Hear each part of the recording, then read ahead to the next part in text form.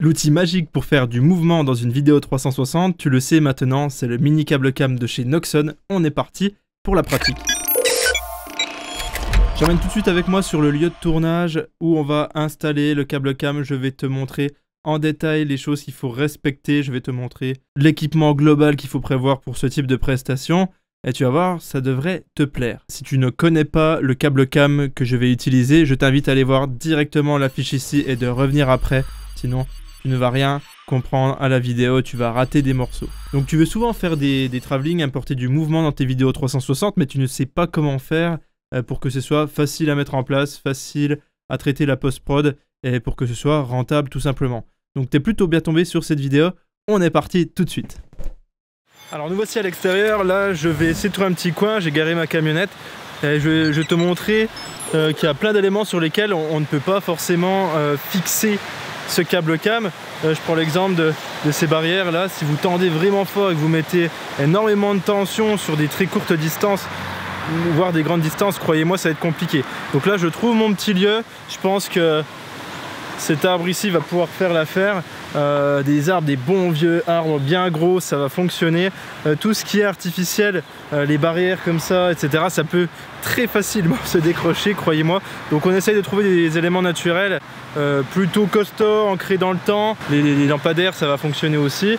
Voilà, il y a plein de choses qui vont fonctionner. Je vous montre tout ça, je décharge le matos et c'est parti. C'est fou ce qu'il y a comme touriste. Alors je te montre ça, hop.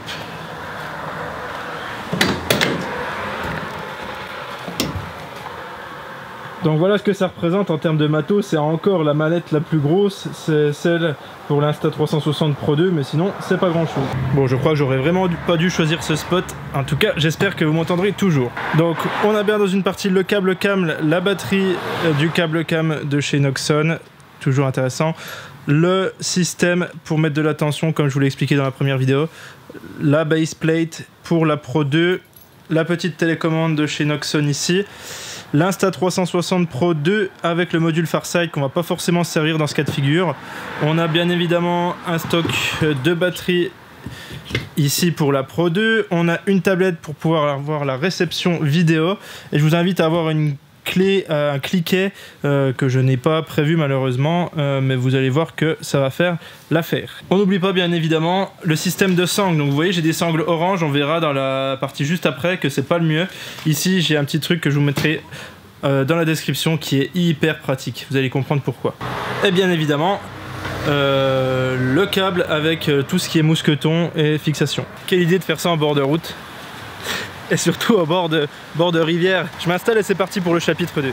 Dans ce chapitre 2, je vais t'expliquer les règles à l'installation, les règles qu'il faut respecter, c'est très important. Il y en a plusieurs. Premièrement, 30% d'inclinaison maximum, je te l'ai expliqué. Sinon, le câble cam risque de glisser si tu mets assez de poids dessus.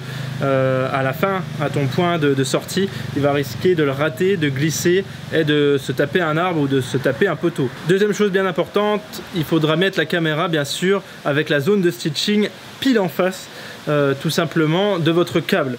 Pourquoi? Pour qu'il soit invisible, qu'il soit dans une zone de couture sur les 2-3 premiers mètres de la visibilité de vos lentilles en fait tout simplement, et après de toute façon il sera tellement fin et tellement transparent qu'on ne le verra pas. Donc c'est important de bien orienter sa caméra. Troisième point, ne pas filmer en cas de vent trop fort. Vous allez voir, de toute façon vous allez tendre au maximum, mais si votre caméra elle a une prise au vent, ça va forcément faire un effet de balancier à un moment donné. Donc on évite le vent fort. Commencez votre travelling tout simplement à partir de 2 mètres du niveau du point d'accroche. C'est très important parce que sinon votre arbre ou le poteau va être coupé en deux et il va être en plein dans la zone de stitching comme je vous l'ai dit tout à l'heure. De toute façon, il n'y a pas le choix. Donc évitez de commencer le travelling à moins de 2 mètres, 2 mètres 50 de cet arbre là. Du moins vous pouvez commencer le travelling, mais quand vous allez enregistrer, vous allez prendre que le moment un peu plus lointain on va dire, où on voit pas l'arbre coupé en deux tout simplement. Mettez bien un point in et un point out du coup sur la distance, on va voir ça. Mais du coup prenez une marge bien évidemment. S'il y a de l'humidité, un petit peu de pluie etc, c'est très délicat, ça aussi c'est un point important. Ça peut glisser si vous avez une pente et que vous mettez un point out et que vous allez à fond de balle, ça va prendre la goutte, ça va la faire glisser sur le câble et votre caméra va foncer droit dans le mur encore une fois. Encore un point, prévenir vos acteurs. J'espère que vous m'entendez bien, j'espère que les voitures, c'est pénible hein, ces touristes. Prévenez bien du coup vos acteurs parce que le câble est transparent, je vous l'ai dit tout à l'heure, donc imaginez bien une personne qui passe à 40 km/h en vélo et qui ne voit pas le câble au moment voulu. C'est quand même un petit peu ballot. On fait attention, c'est hyper dangereux, hein. Ça peut clairement être très dangereux, vous pouvez faire très mal à une personne, voire l'hospitaliser, voire la tuer, donc prévenez bien vos acteurs, vous mettez votre câble cam à chaque fois. Les points d'accroche très solides, j'en ai parlé tout à l'heure, on va prendre ces deux arbres que j'ai vus là, avec un tronc bien costaud, on va pas fixer ça sur les petites branches, on fixe direct sur le tronc principal. Et dernier conseil, dernière astuce, comme je vous l'ai dit, je vous mets les liens dans la description. Ça, c'est des sangles qui sont totalement noires. Comme vous le voyez ici, c'est totalement noir. C'est comme des ceintures de sécurité en fait. C'est comme des chutes de ceintures de sécurité. C'est ultra costaud. Et c'est fait pour à la base, vous savez, les hamacs suspendus. Et franchement, il n'y a rien de plus solide, c'est noir, c'est plus facile à supprimer en post-prod. Alors par contre, si vous fixez votre câble cam sur un poteau qui est orange fluo, et ben prenez une sangle orange fluo par exemple. Essayez de vous adapter un minimum. Moi je prends du noir parce que ça passe partout, et en général, voilà, les arbres sont pas rose bonbon quoi.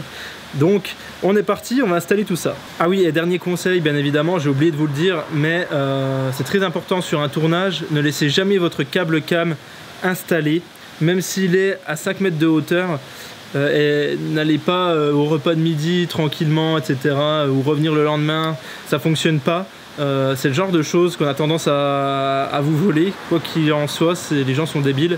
Mais c'est déjà arrivé, j'ai eu des relations qui se sont déjà fait voler leur câble cam, donc on l'enlève à chaque fois, bien évidemment, qu'on va manger ou qu'on va se reposer.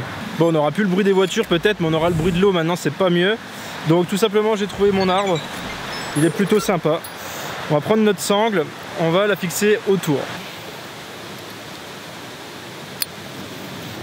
Vous voyez, ce qui est totalement génial avec ce système, c'est qu'il y a juste à faire le passage dans la boucle, et le tour est joué quoi.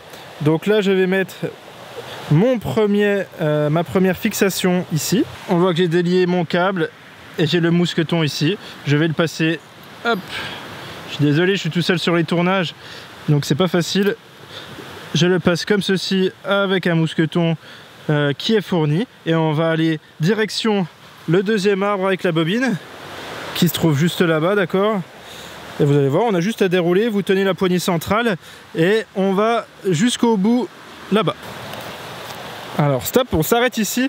Pourquoi on s'arrête tout le temps à 2 mètres de l'arbre? Tout simplement parce qu'il y a le système qui va nous permettre de faire la tension, qui va justement tendre le câble, donc il faut garder une marge. Donc vous arrêtez à peu près à 2 mètres. Donc on recommence encore une fois, on met la deuxième sangle sur l'arbre. Vous voyez comme c'est pas beau ça passe pile poil.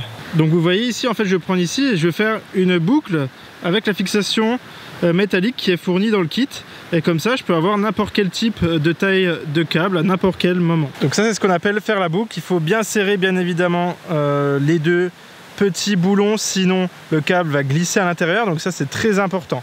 Et donc cette boucle là, je vais aller la mettre sur mon arbre là-bas, bien sûr avec l'outil qui permet de faire la tension. Donc c'est une petite manivelle qu'on va tendre à fond. Bon, vous aurez compris que mon spot c'est pas forcément le meilleur lieu, hein, mais dans l'idée on aura le même résultat que ce que je vous ai montré avec le champion du monde. Je mets mon système tout simplement ici dans la croche, et là on va mettre le mousqueton qui est relié à cette poulie et à la manivelle que je vais ajouter juste ici. On va le mettre tout simplement ici. Vous voyez, je l'ai mis en mode où je peux tirer. On a de la marge, hein, je ne sais plus à combien de mètres, mais on est très large. Hop, tout simplement. Et on va tourner la manivelle, comme on dit chez nous. Donc là, on se met bien en mode enrouleur.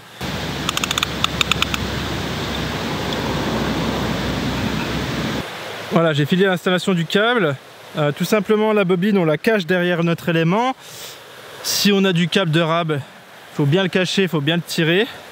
Et on va pouvoir fixer maintenant directement sur ce petit fil que vous voyez ici qui est tout fin. On va pouvoir fixer notre support avec la caméra 360 déjà montée dessus. Ok, donc on met bien la petite batterie directement sur le câble cam de chez Noxon. On la branche tout simplement juste ici, hein. Et là on fait attention que ce câble là soit vraiment proche de la caméra. On peut le coincer comme ceci pour pas qu'on le voit dans le champ de vision. et là je vais mettre ma caméra juste en dessous. Voilà à quoi ça ressemble. Alors là encore une fois c'est pour la démo, mais bien les deux antennes, la caméra, la plate bien vissée correctement pour que la zone de stitching soit ici. Et là tout simplement on va venir insérer notre caméra sur le câble. Tout simplement une petite pression pour que le câble soit en tension et une petite pression sur la télécommande de chez Noxon et on tourne la roue. Donc vous voyez j'ai vraiment une résistance, hein. Je ne peux pas pousser la caméra. Donc bien sûr on la stabilise bien avant de faire quoi que ce soit. Et on a la petite manette avec tous les modes que je peux vous expliquer dans une prochaine vidéo si vous le souhaitez sur cette caméra. Mais en tout cas, moi je vais me mettre en manuel mode pour cette fois-ci. Et je vais vous montrer, regardez bien, je vais tourner la molette de l'autre côté, comme ça vous verrez mieux. 10%, regardez-moi ce qui se passe. Adieu. Et bien sûr, pour mettre pause, une pression suffit. Et on va la faire revenir. Ok. Donc là en mode manuel c'est plutôt basique. Je vais lui faire un petit aller-retour si vous le souhaitez. Hop, on fait attention, j'ai pas mis mon point in et mon point out, donc on garde la marge. Je vais le faire revenir.